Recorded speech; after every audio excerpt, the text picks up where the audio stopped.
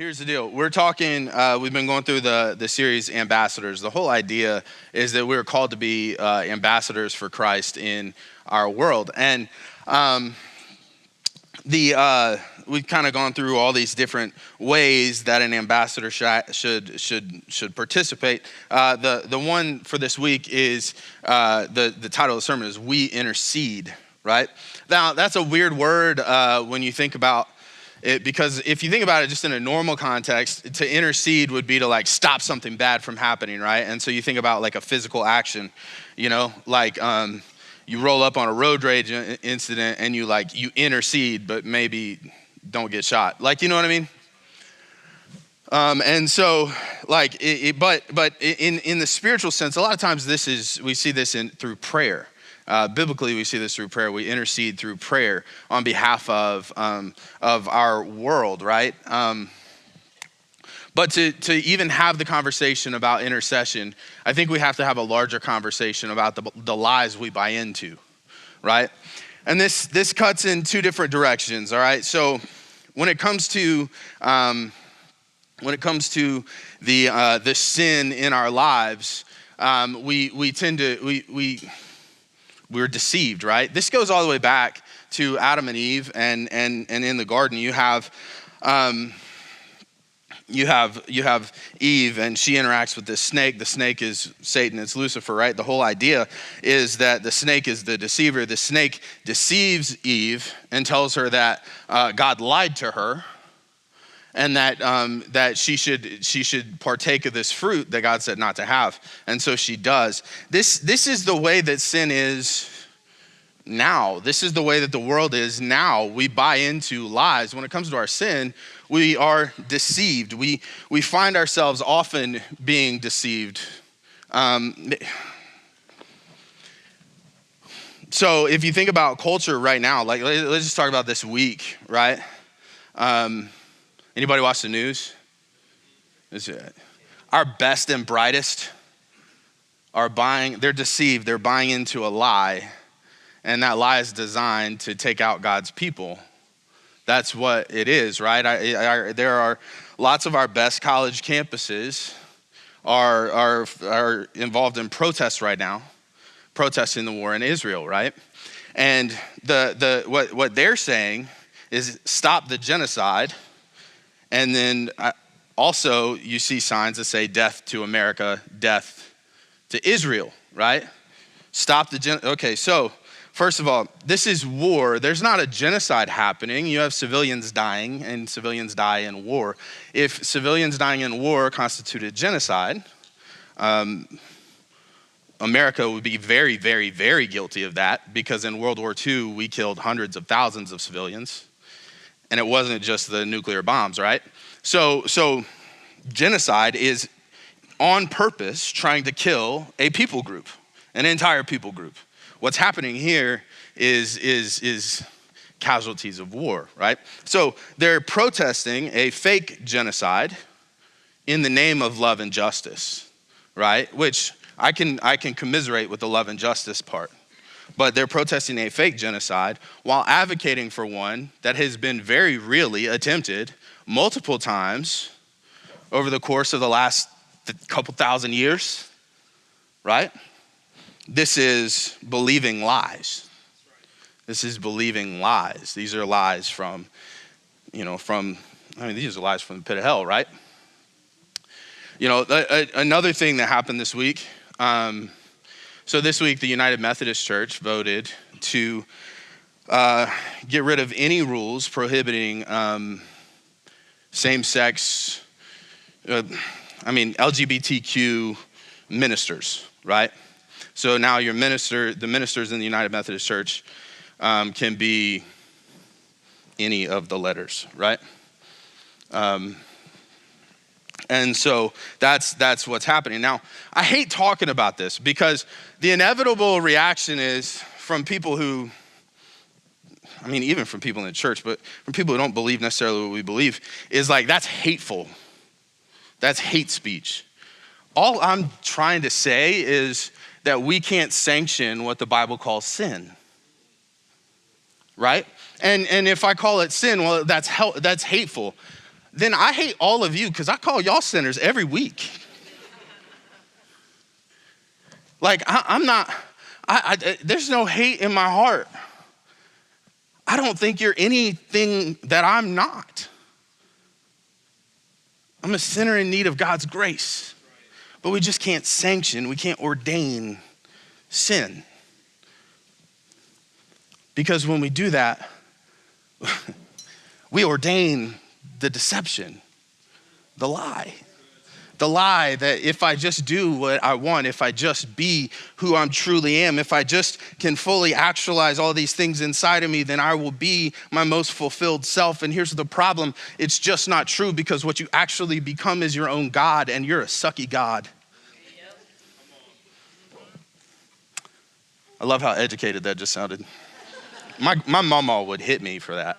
Anyway, sucky, can't say that. Anyway, and ultimately that's the issue, right? So we see this in our culture, but we see this in ourselves.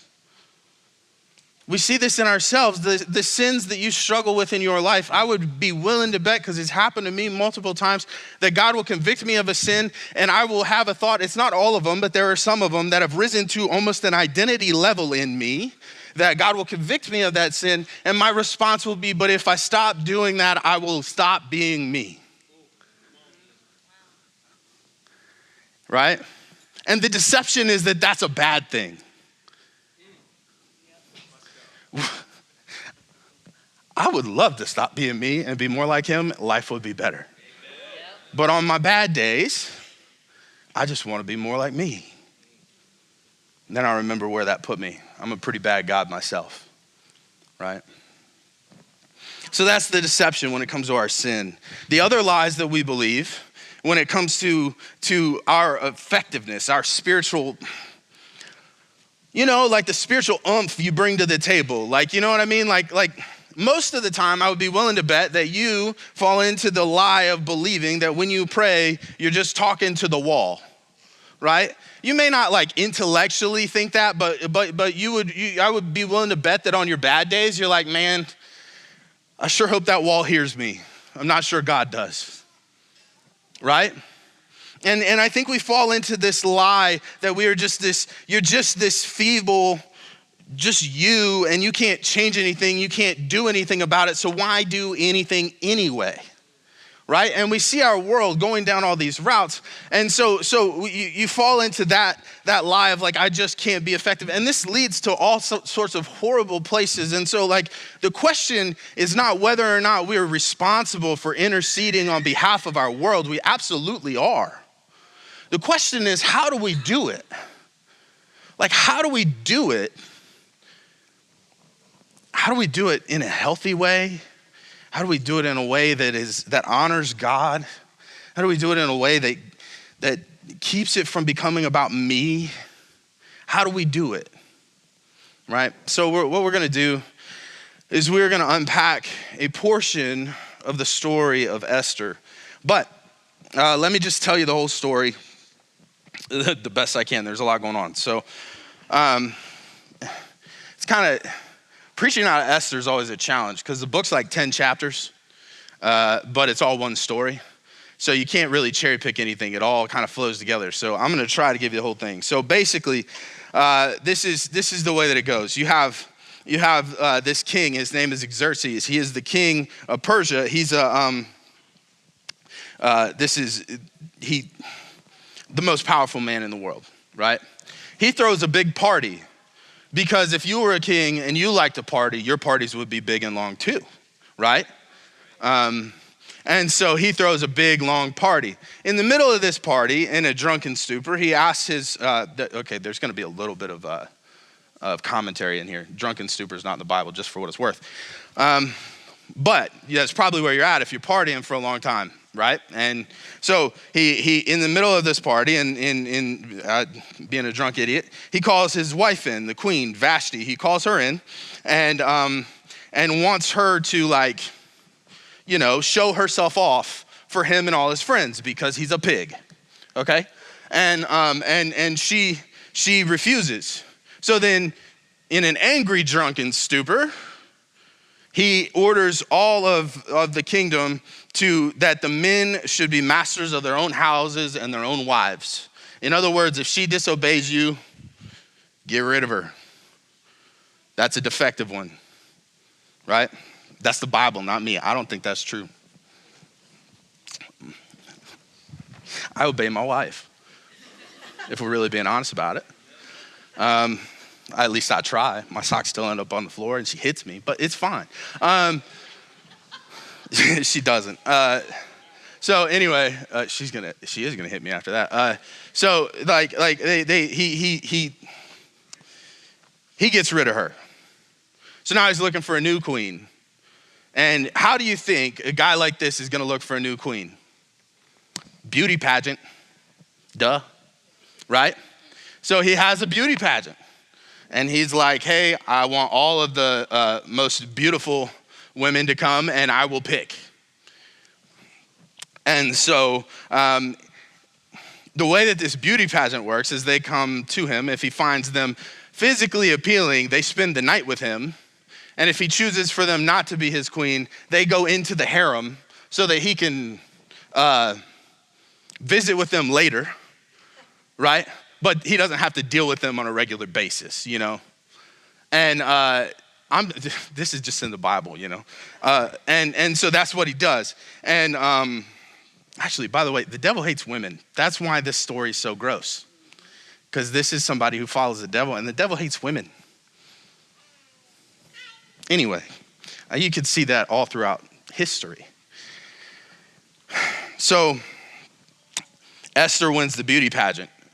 And he's so taken with her, he makes her the queen. She's the new queen, right? Now, Esther has a secret. She's a Jew. And she has this cousin named Mordecai. Around the same time, Mordecai overhears a plot to try to kill the king. And so Mordecai tells on the people who were plotting, and Mordecai is a bit of a hero. Also around this time, there's this guy named Haman. Haman is one of the king's officials, and the king elevates Haman to this place where he tells the whole kingdom, hey, if you see Haman, you have to bow before him just like he's me. Well, Mordecai meets Haman, and Mordecai refuses to bow, right? He's a devout man. He's not going to bow, so he doesn't bow. This makes Haman mad. Basically, Haman gets so mad that he decides to get the king to write a decree that all of the Jews should be killed on this day throughout the kingdom.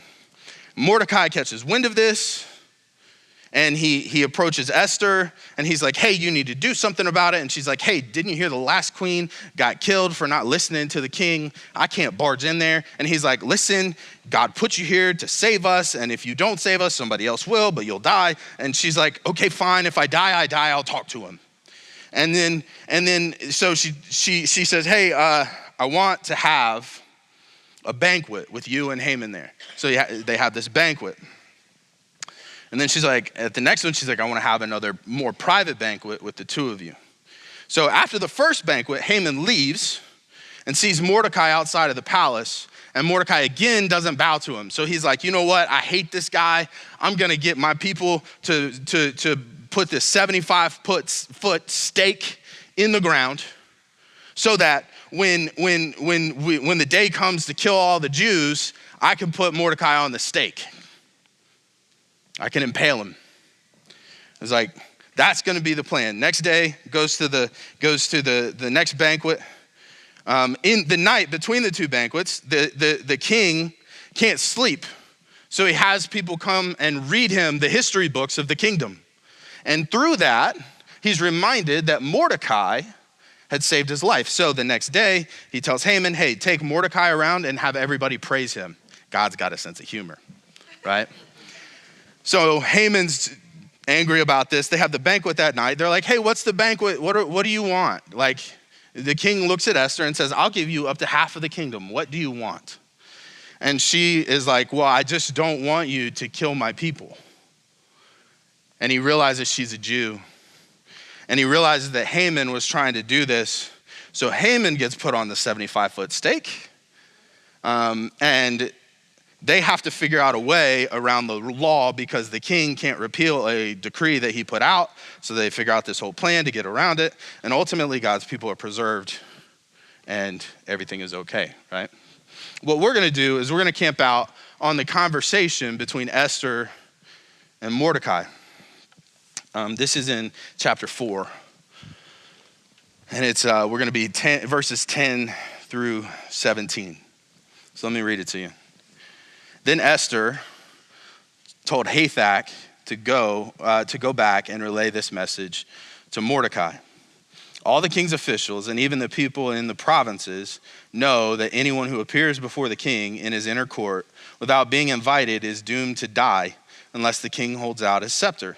And the king has not called for me to come join him for 30 days. So Hathach gave Esther's message to Mordecai. So what's happening here is she's responding to Mordecai's request to do something about this. And she's like, hey, no, I can't. I can't do anything about it because I'm just me. And if I walk in there, he's going to kill me. I can't just walk in there. Right? Mordecai sent this reply to Esther. Don't think for a moment that because you're in the palace, you will escape when all the other Jews are killed. If you keep quiet at a time like this, deliverance and relief for the Jews will arise from some other place. But you and your relatives will die. Who knows if perhaps you were made queen for just a time as this. Then Esther sent this reply to Mordecai. Go and gather together all of the Jews of Susa and fast for me. Do not eat or drink for 3 days, night or day. My maids and I will do the same. And then though it is against the law, I will walk in to see the king. If I must die, I must die. So Mordecai went away and did everything as Esther had ordered him. So the first thing,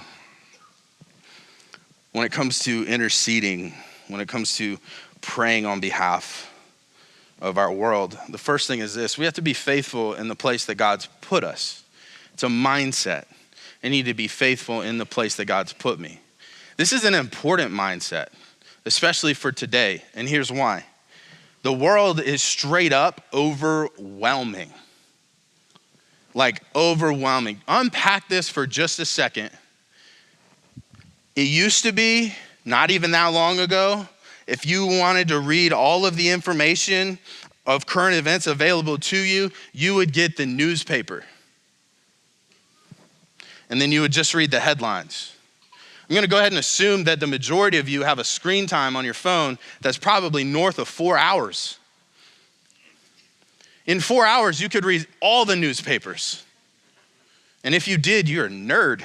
Nobody reads the classifieds unless you're looking for something, you know? And so, point being, like the amount of information, the amount of current information available to us today is straight up overwhelming. Not only that, you have the current information that is available to you, and you have on top of that, the opinions about the information that's available to you, and then you have to try to sift through that. And then on top of that, you don't know who's giving you opinion or fact because they try to hide that, because the more they can get you upset, the more they can sell you ads. And the more they can sell you ads, the more they get rich. It's a mess. How do you sift through it? How do you figure it out? Right? And at the end of the day, you just have to set your mind. If you want to make a difference in this world in the name of Jesus, you have to set your mind on, I will be faithful in the place I am put in, and I will not allow myself to be overwhelmed by all of this other stuff. Right. I'm not telling you that you shouldn't know some of it. I'm just saying, like if you let things happening far off affect you right here and right now with the people you're around right here and right now, then that's giving into the lie that you're too small and you can't do anything, in that, because that's what it does. It makes you feel invisible, ineffective, alone, right? So one of the most liberating things ever happened to me last weekend. So I got a text that my personal email had been was like the security had a security breach, right? And I ignored the text because usually the text is the scam, right? So I'm like, well, I'm not reading that, you know? Well, then Sunday morning, I can't get into my email. And then I go to check Facebook because I'm vain and I wanted to make sure nobody was mad at me about the sermon. I was checking the comments. I'm gonna be honest, right? There's never any comments, but whatever. I'm vain and stupid. Never any comments. So that's what I was doing, and I couldn't get on my Facebook. Also, none of y'all judge me because you know you read your own comments. So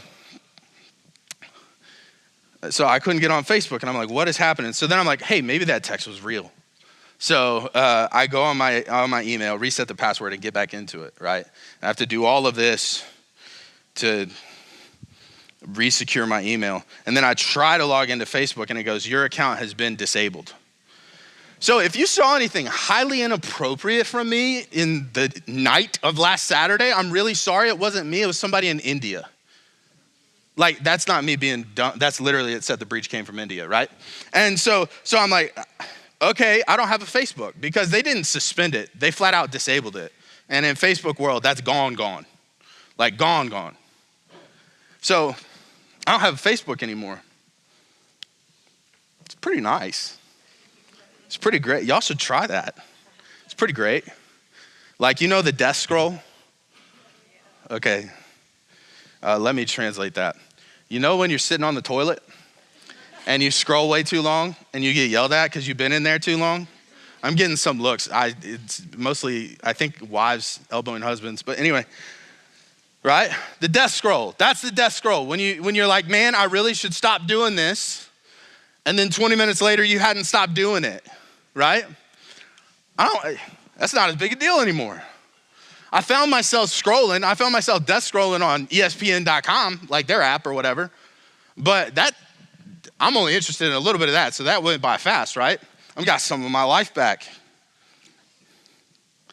I think a lot of us need to take some of our lives back because it keeps us ineffective. It keeps us blinded. It keeps us deaf. It keeps us afraid, right? The next thing, you were made for this. You were made for this time and place. So I read a book. 6-8 weeks ago, and it's called Lead Like It Matters. The author is Craig Rochelle. He's pastor of the largest church in the history of North America, right? And like, he's the real deal. It's not whatever negative thing you're thinking about what I just said, the largest church in North America, he's the real deal. It's for real. As far as I can tell, it's for real. I read the book, and at the end of the book, he says, you should ask for God to wreck you because it'll change the way you see the world and the way you do ministry. And I thought to myself, well, if this guy is saying that, maybe I should pray that prayer. So I did. I'm 50-50 on whether or not I regret it, to be honest. It's been a rough few weeks. It's nothing big. It's God like opening my eyes to these little aspects of things that I already knew, and then it breaking my heart in a whole different way. And it's not fun. It's not fun, but I don't know. Like, I'll give you an example. So I listened to this podcast and I was interested because it's this ethical hacker who hacks child predators to try to catch them. That screwed me up. And then like an idiot, I watched The Sound of Freedom that night too. So then I sat on my couch and just wept for like half an hour, right? These are things that I know are happening in the world, but God opened my eyes to it in just a different way, and it felt different to me. You know? And I had this realization. Most of the reason I'm sitting on my couch crying is I have this realization that I have to raise these 3 little girls to be fighters because the world sucks. Right? Because if the more access we have to filth, the more we will access filth. That is the nature of our sin nature. And the more we access filth, the more filth we will desire, the less safe the world becomes. I just wanted to raise princesses, dude. And now I'm going for the knockoff Karate Kid. Sorry. The Disney Channel version with the girl. Anyway, it's not that she's a girl that makes it the knockoff version. It's that she's not the other guy. Dang it. Whatever. Nobody leave. I didn't mean it in an insulting way. Oh, that's good. If you ever watched it, it was worse. So much worse. Anyway, and it's not her fault. She was awesome. Okay. Nobody judge me. Yeah. I'm literally crying. Oh, man. Now I need to get back on track and be all holy and stuff. Oh. I realized that I was going to have to raise little girls who knew how to take care of themselves. And that broke my heart because you want them to be able to chase rainbows and butterflies for a long time. Every time I see my oldest, I look at her and I'm like, please stop getting bigger. Like, I carry her into bed sometimes and feel how big she is. And I mourn that a little bit. Just because the world she lives in is a beautiful place. And the world I live in is a little bit less beautiful, right? And so this one I've been struggling with.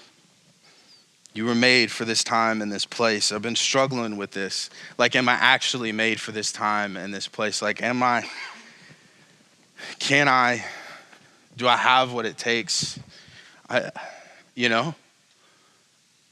This one, we talk about this stuff, and a lot of times pastors will stand on stage and they'll say stuff and they'll be all confident and they'll be stomping and y'all be clapping, but it's kind of a little bit of an act because the pastor on the inside is terrified because they're just clinging to that truth. They're not standing on it. And you're excited because you think he's standing on it, but it's kind of not that. He's just clinging to it. Like, that's where I'm at. Like, I'm just clinging to this. I was made for this time and place, and God has equipped me for this time and place. And if I can focus on the position, the place that he's put me in, then I can, my prayers and my actions, they will be effective in changing the things that he's given me to be faithful in. Like that is a truth that I'm clinging to. And I guess I'm just saying, will you hold on with me? You were made for this time and place. It does bring comfort because I know they were made for their time and their place. And if they believe in Jesus, he will see them through, right? Esther was made for the time and place that she was in. She was a nobody who got plucked up. She was a nobody in exile. She was legitimately a little refugee girl. That's what she was. And I don't mean that in a derogatory way. I mean that to be descriptive. When you talk about refugees, you always end up talking about the camp. They live in these camps, right? And refugees are nameless, faceless people. And in our world, in the media in our world, they're nameless, faceless people that get complained about a lot. And that's just not, God sees everybody. To God, no one is nameless or faceless. He knows every hair on their head. And so that's Esther. Esther is nameless and faceless to everyone else, but God knew her and saw her and knew every hair on her head and just formed her in her mother's womb and put her in the time and place she was in to save his people. You may not be a king or a queen, but he put you in the time and the place you're in, and he knitted you together in your mother's womb, and he knows every hair on your head, and he knows you, and he put you here so that you could save somebody. He wants to work on your behalf. The last thing is, you know the king, so speak to him.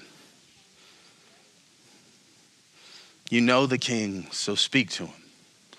Ultimately, intercession in the church context, we talk about intercessory prayer. This is praying on behalf of those who are lost, on behalf of those who are deceived, on behalf of those who are seeking him, or praying for protection for those who already know him. That's typically what we call intercessory prayer.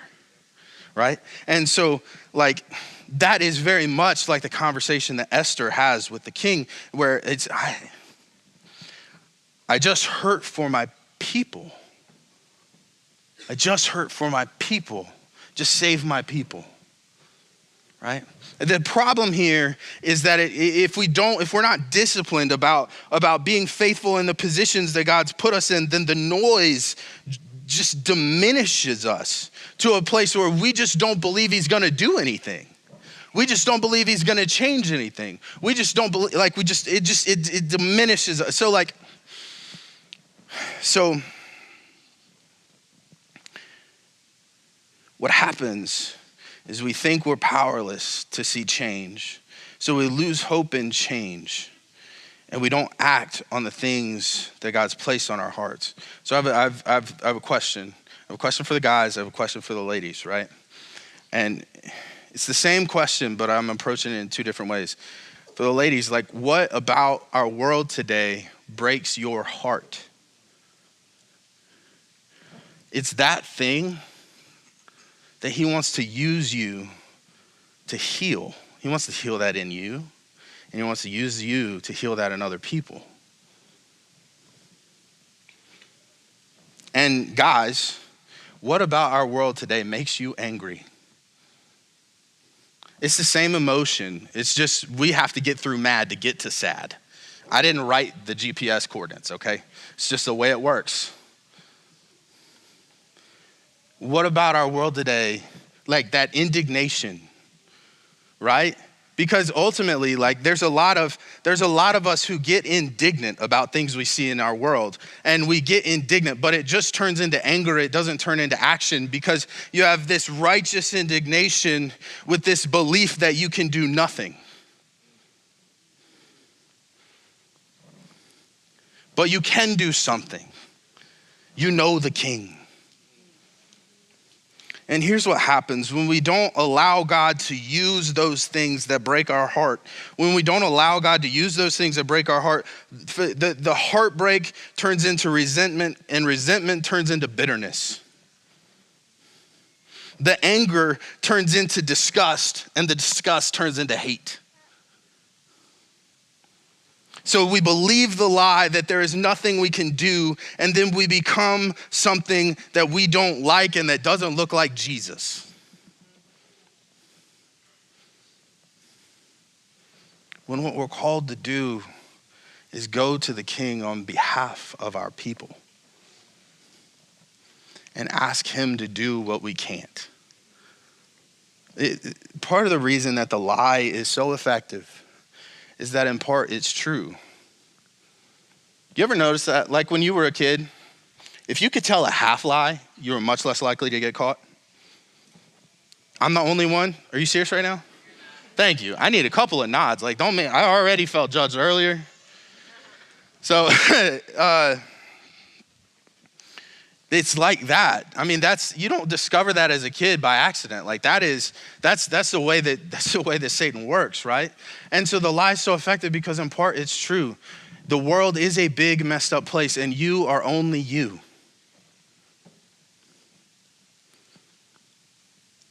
And if it was only you in your strength, it would be just a drop in a swimming pool, not a drop in a bucket, right? So there's this. Anybody watch NASCAR? Come on. I'm the only dumb redneck here. All right. Well, I'm going to educate you on dumb redneck stuff. So, anybody know who Dale Earnhardt is? Yes. That's because you got Coke out of a Coke machine in the 90s. So, he was on all of them. So here's the deal. Race car drivers, right? They're not real big guys, but they are crazy people because they drive 200 miles an hour for a living and wreck each other at 200 miles an hour, right? That's insane. So Dale Earnhardt became famous because he was real good at winning and also wrecking people.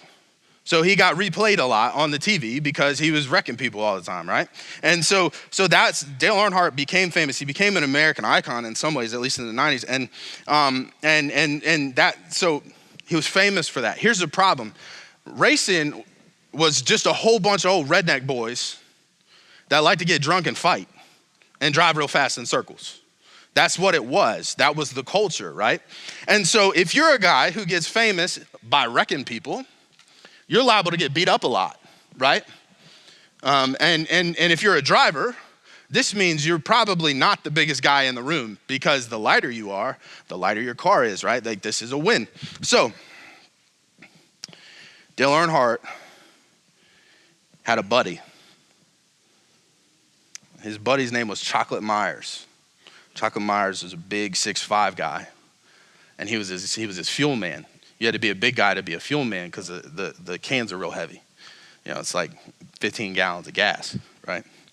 So he was a fuel man, but he was also Dale Earnhardt's bodyguard. If he wrecked somebody and they had to walk through the garage, Chocolate Myers was right behind Dale Earnhardt, and nobody wanted to mess with Chocolate, so they didn't mess with Dale, right? On his own, he would have got his butt whooped. With Chocolate Myers, he never got his butt whooped. In part, the lie is true because on your own, you are just you. But you're never on your own. God is always right there with you. And he put those things in you. He put that thing that makes you righteously indignant at the things in this world. He put that in you. That thing that breaks your heart about this world, he put that in you. And when you go to him in prayer and you pray those prayers, they're not for nothing. They don't come back void. Things do change. Things do change. It's really not complicated. We have to we have to keep ourselves in a mindset where we don't allow the world, the lies of the world, to overwhelm us. And then we have to remember that he made us for this, and that hurt and that pain, he wants to redeem and he wants to use. And so then we just have to give it back to him.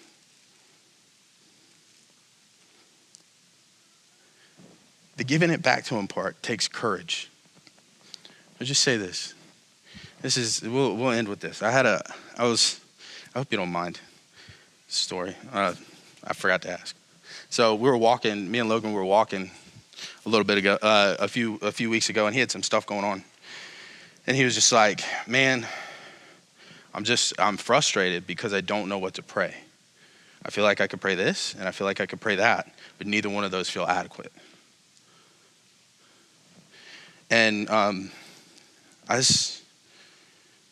for whatever reason, I just looked at him and I was like, I think that's a lie. I think God sits with you in your tears and in your moans and in your groans, and he understands.